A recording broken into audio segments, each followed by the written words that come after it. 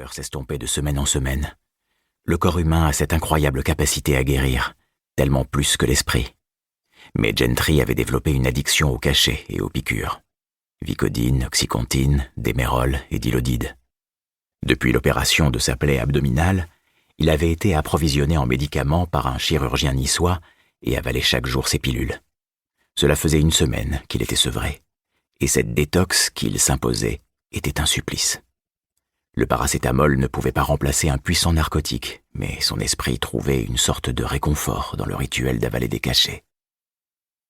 3 heures après avoir débarqué du chalutier, il prit une chambre dans un hôtel bon marché tenu par des Chinois, dans une ruelle débouchant sur Parnell Street, à 1 kilomètre au nord du fleuve. Sa chambre était sombre, humide, empestait le moisi et le graillon.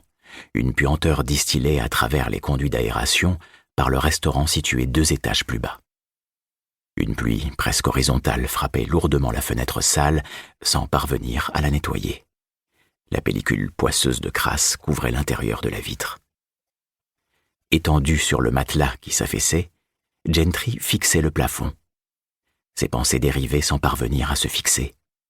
Il venait de passer une semaine en mer. La sensation de ne plus être balancé d'avant en arrière, de bas en haut, avait quelque chose de déroutant.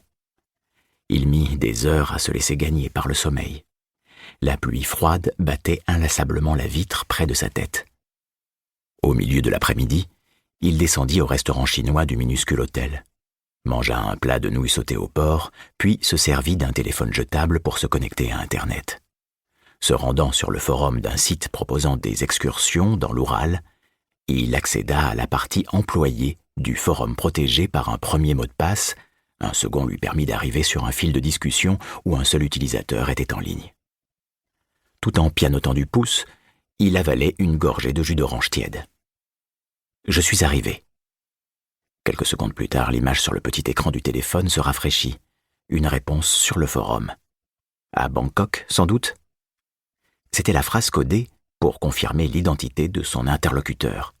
Gentry confirma la sienne avec la phrase prévue. « Non, à Singapour. » La faute d'orthographe faisait partie du code. « Vous avez fait bon voyage, cher ami ?» Gentry lut la phrase, mordit dans un ravioli frit aussi graisseux que la fenêtre de sa chambre. Pris sur lui pour ne pas rouler des yeux. Il n'avait pas fait bon voyage. Et Grégor Ivanovitch Sidorenko n'était pas son ami. Cort Gentry n'avait pas d'amis. De la même façon, il était peu probable que Sidorenko, Sid pour tous les Occidentaux qui le connaissaient, en ait. Un mafieux russe, l'un des plus gros boss de Saint-Pétersbourg. Son organisation contrôlait les cercles de jeux clandestins, les réseaux de prostitution, les tueurs à gages, et au désespoir du tueur américain, Sid contrôlait aussi Cort Gentry, le Greyman. Mais bien qu'exerçant dans la même branche, Grégor Sidorenko n'avait rien d'un Donald Fitzroy. Sir Donald avait été son employeur pendant des années, depuis que la CIA avait blacklisté Gentry et lancé sa traque hors des États-Unis, avec ordre de tirer à vue. Fitzroy l'avait pris sous son aile, lui avait décroché quelques bonnes missions contre des sales types, des missions qui payaient bien. Il était même allé jusqu'à l'engager pour protéger sa propre famille.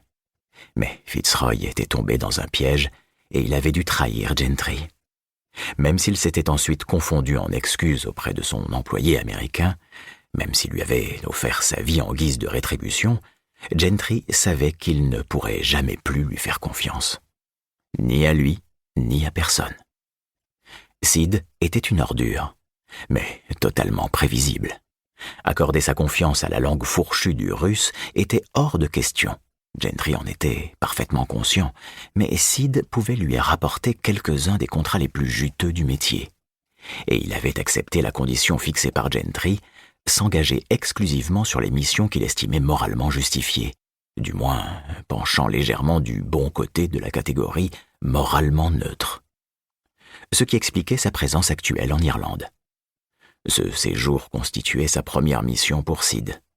Il avait lu le dossier de la cible, discuté via messagerie les conditions de rémunération qu'il jugeait trop faibles, avant d'accepter la mission. Il avait besoin de rester opérationnel.